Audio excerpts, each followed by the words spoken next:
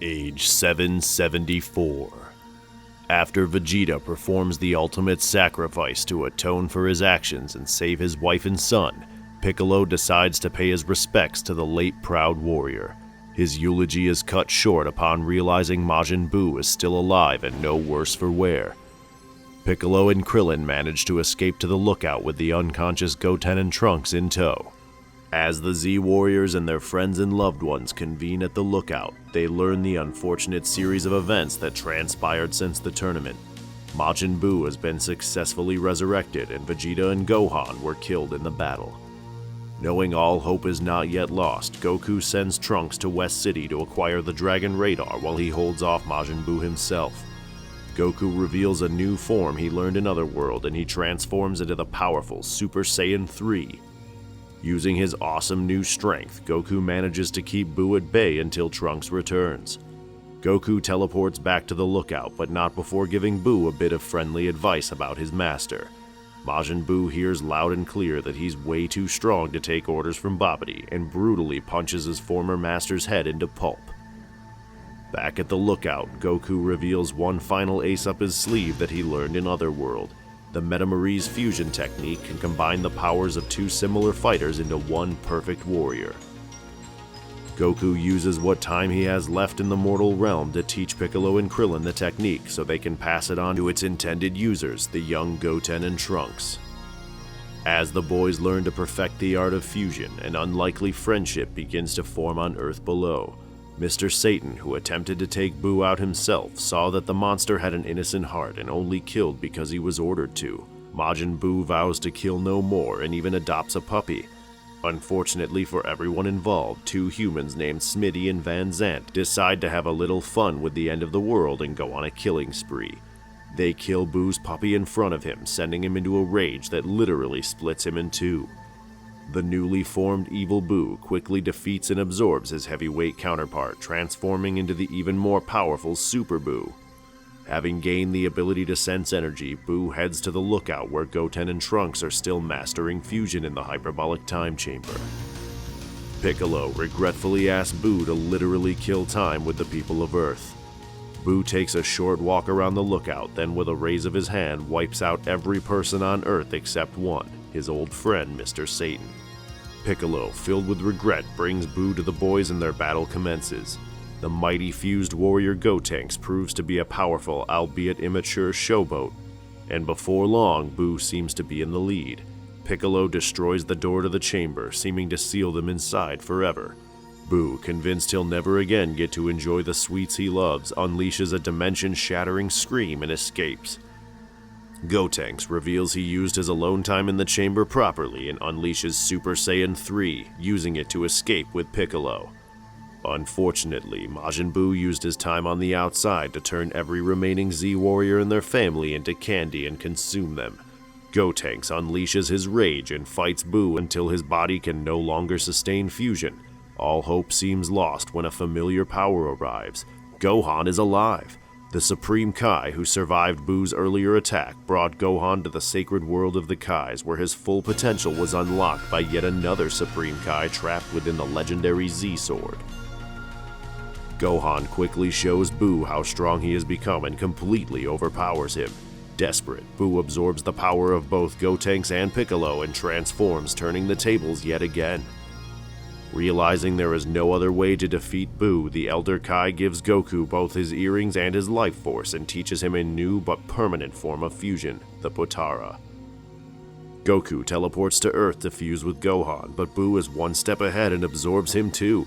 Knowing he is absolutely no match for the powered-up Buu, Goku desperately decides to fuse with Mr. Satan when suddenly he recognizes an energy signature on Earth. Thanks to King Yemma, Vegeta has returned.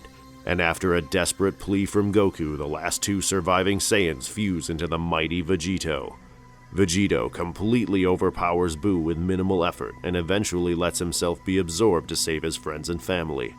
While inside Buu, Goku and Vegeta's bodies split, not aware only Kais are fused by the earrings permanently.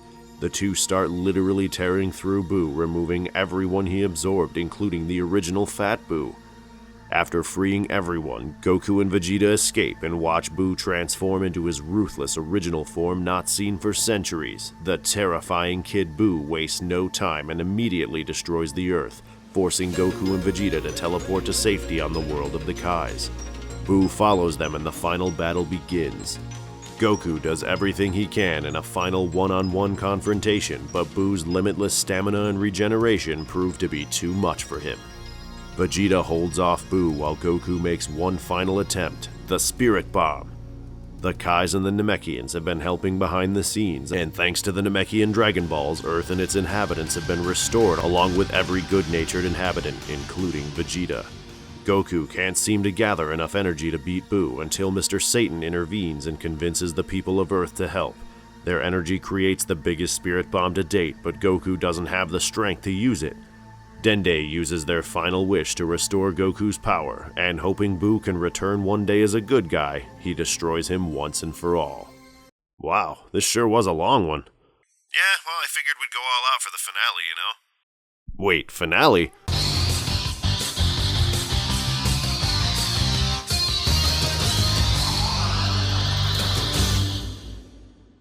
A short time after the defeat of Majin Buu, Videl receives a distress call in the middle of class. A man is preparing to jump off a high tower and take his own life. She and Gohan transform into their superhero alter egos, the Great Saiyaman 1 and 2, and head off to save him. They rescue the strange man named Hoi, who had earlier watched them from the shadows as they apprehended a group of bank robbers. He requires their help in releasing the legendary warrior Tapion, who is imprisoned inside a music box. After both Gohan and Goku attempt to open the box to no avail, Hoi suggests that they seek help from the eternal dragon Shenron. The Z-Warriors quickly gather the Dragon Balls, and soon Tapion is released from his instrumental incarceration. Much to our hero's surprise, Tapion is anything but thankful for being released. A monster lies dormant within him. Tapion and his late brother Minosha are each responsible for containing half of the giant beast Hirudegarn, who is now free to wreak havoc on the Earth. Wrath of the Dragon is the final Dragon Ball Z film to date that doesn't belong in the canon timeline, although it has a lot of reasons it could. This movie is packed full of evidence to its placement after the defeat of Kid Buu. Goku is alive and using Super Saiyan 3, Goten and Trunks have mastered fusion and are also using Super Saiyan 3, Vegeta is still rocking Earthish clothes and hasn't gone back to battle armor, Gohan has clearly had his potential unlocked by the Elder Kai, and Videl has assumed her role of Great Saiyaman 2. An easy way to lock it into the first few months after Kid Buu's defeat is the absence of his chubby counterpart. The fact that our heroes get no assistance from their new ally Majin Buu can easily be explained by the fact that he's currently being hidden by Mr. Satan until Goku can use the Dragon Balls to wipe Buu from the Earthlings' memories. Not even the events of Battle of Gods and the rest of Super do anything to stop this movie from being possible. In fact, if you stop your DVD or Blu-ray or VHS or Funimation Now or Crunchyroll or Verve or whatever you kids watch your Dragon Ball on these days, if you stop watching just a few seconds early, this movie is Canon Ball Z. But it's a simple nostalgic nod that nullifies this movie's placement in the timeline. If future Trunks got his sword from Chrono here, then androids are coming and everyone's going to die but Trunks and Gohan, forcing Trunks to go back to the past where he'll set off a chain reaction of split timelines and a big green bug monster will take another time machine so he can come back to the past to absorb the same androids Trunks is trying to defeat, creating even more timelines where Raditz is replaced by a former Kami contender, another Saiyan survived and he's really into Arbor Day, Frieza has a cooler brother, there's another Super Saiyan who's both canon and not canon at the same time, Hell freezes over and Goku and Vegeta have to fuse into a non-canon, now-canon warrior, and oh yeah, there's even more f***ing androids! And just in case you think I forgot to mention hair and clothes, Gotenks being a Super Saiyan 3 covers both. And that's why Wrath of the Dragon can't happen. Seriously, am I fired?